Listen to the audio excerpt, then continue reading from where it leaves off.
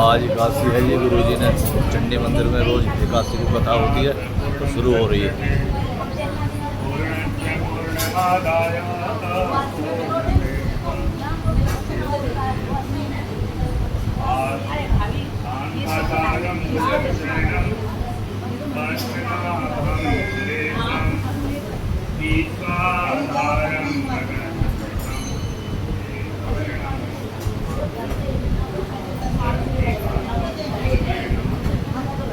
योगी विज्ञानगम्यं वन्दे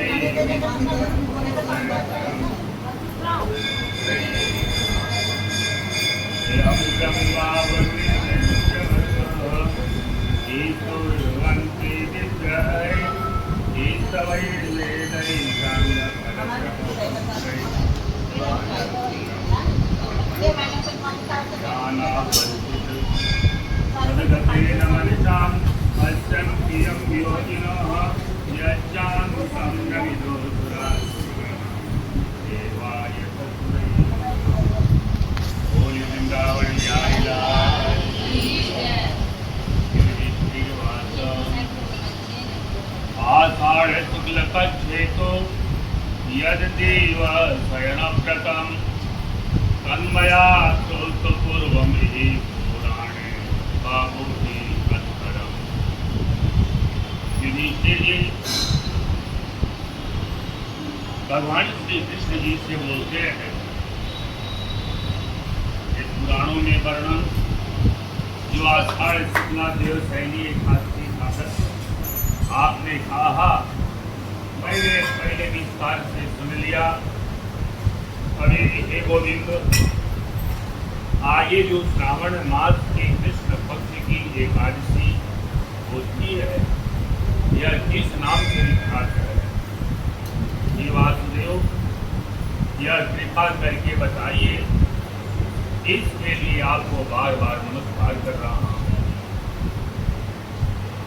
युधिष्ठिर जी की बात को सुन करके भगवान श्री कृष्ण कहते हैं कि श्रावण कृष्ण पक्षेतु नामय एकादशी भवी गोविंदम ये जो श्रावण मास के कृष्ण पक्ष की एकादशी है, इसकी महिमा क्या है, यह भी विस्तार पूर्वक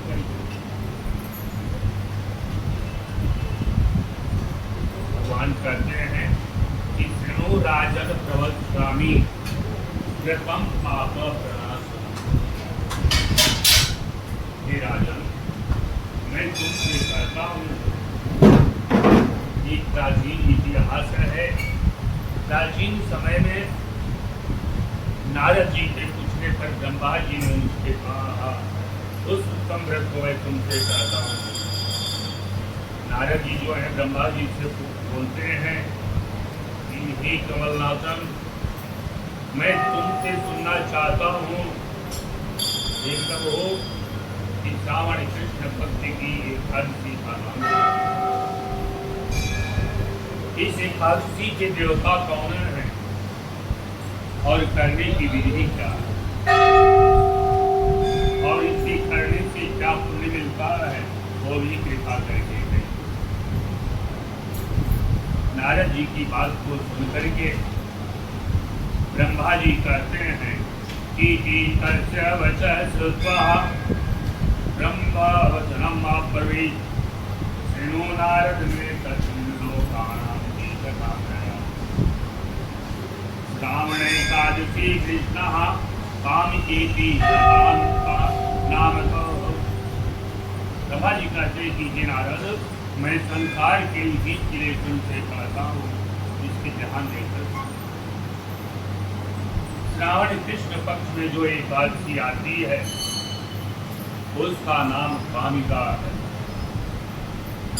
इनके सुनने मात्र से व्रत करना तो दूरी की बात है, केवल सुन लेने मात्र से अश्वमेध यज्ञ करने का फल मानव को प्राप्त हो।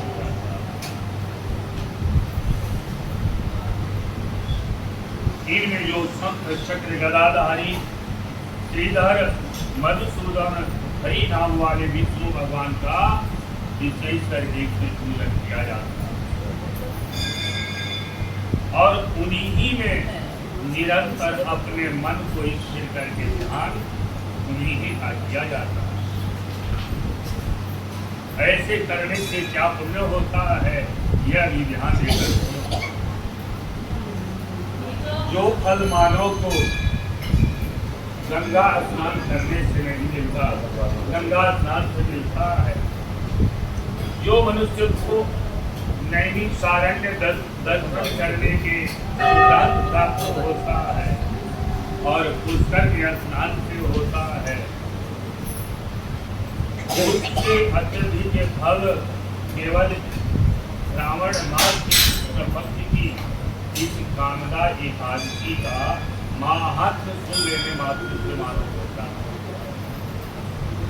केदार क्षेत्र और कुरुक्षेत्र में स्नान दान करने से नहीं होता, वह फल भगवान श्री कृष्ण की पूजा करने में मात्र से मालूम होता है। जो फल सरोवर और उपवन की भूमि का दान करने से नहीं होता, उसी की बृहस्पति ने गोदावरी में व्यतिपात और अतिगत योग में स्नान से जो फल प्राप्त नहीं होता, वह केवल केशों के पूजन कर लेने मात्र से मालूम होता। कांति का साधन करने वाले मनुष्य परम आनंदित होकर परलोक में निवास करते हैं। सामग्री के समीप जाती हुई गौ का दान करने से जो फल मानव को प्राप्त नहीं होता, वह फल कालिका का व्रत करने से प्राप्त हो जाता है। जो बुद्धिमान मनुष्य है वह श्रावण के महीने में श्रीधर भगवान का पूजन करता है, उनको अलग से किसी और देवता की पूजन करनी चाहिए।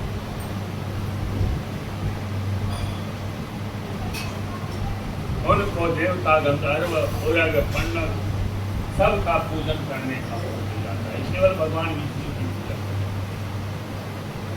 इसलिए श्रावण मास के कृष्ण पक्ष की कांति एकादशी के दिन हरि का यत्न से पूजन करना चाहिए। जो पाप से डरे हुए हैं उनको शक्ति के अनुसार भगवान का पूजन करना चाहिए। जो संसार के समुद्र में डूबते हुए हैं और पाप रूपी कीचड़ में फंसे हुए हैं, ऐसे मानव के उद्धार के लिए काम का एकादशी का व्रत अवश्य करना चाहिए। इनसे बढ़कर पवित्र केवल यही एकादशी नहीं थी, 12 मास की 24 एकादशी होती है और अत्यधिक मास में 2 एकादशी बढ़ जाती है। यानी 600 एकादशी को कर लेने मात्र से मानव सदा सदा के लिए भगवान के प्रिय बन जाता है और जब इस शरीर त्याग करता है तो उन्हीं के स्वरूप में मिलता है।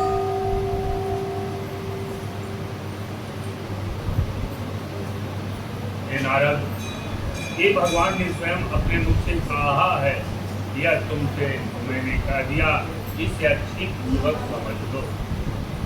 अध्यात्म विद्या में लगे हुए मनुष्यों को जो फल मिलता है उससे विशेष फल स्नान का एकादशी व्रत कर लेने मात्र से मिल जाता है। स्नान का व्रत करने वाला मनुष्य को रात्रि में जागरण अवश्य करना चाहिए। उसको भयंकर यमराज स्वप्न में भी दिखाई नहीं देते और उनकी कभी दुर्गति नहीं होती। कामिकाया भृतिमैव वैकल्यं योगिनोदिताः। कांता का व्रत कर लेने से जैसे योगी लोग मोक्ष को प्राप्त करते हैं, वैसे ही मानव मोक्ष को प्राप्त कर लेता है। इसलिए सावधानी से इस व्रत को करना चाहिए। तुलसी की पत्तों से जो हरि का पूजन करता है वह पापों से ऐसे दूर रहता है जैसे कमल का पत्ता पानी से दूर रहता है। एक पहाड़ स्वर्ण और 4 पहाड़ चांदी दान करने से जो फल मनुष्य को प्राप्त होता है वह स्वामी का व्रत से या एक तुलसी दल से पूजन कर लेने मात्र से एक फल प्राप्त हो जाता है। इसलिए भगवान विष्णु का पूजन बगैर तुलसी दल के निषेध माना जाता है। इसलिए जब भी भगवान विष्णु जी की पूजन करें तुलसी पत्र अवश्य हो सकता है। तुलसी दल के पूजन से 4 भर चांदी और 1 भर सोने दान करने का फल मानव को प्राप्त होता है। रत्न मोती पन्ना मूंगा आदि के पूजन से भगवान उतने प्रसन्न नहीं होते जितने भी तुलसी दल से।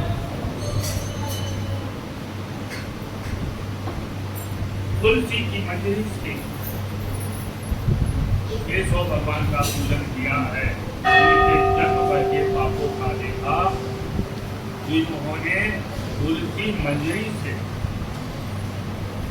केशव भगवान का पूजन किया उनके जन्म भर के पापों का देखा मिटा दिया जाता है। तुलसी के दर्शन से सब पाप दूर हो जाते हैं। तुलसी स्पर्श से शरीर की शुद्धि हो जाती है और तुलसी को नमस्कार कर लेने मात्र से प्रणाम करने रोग दूर हो जाते हैं।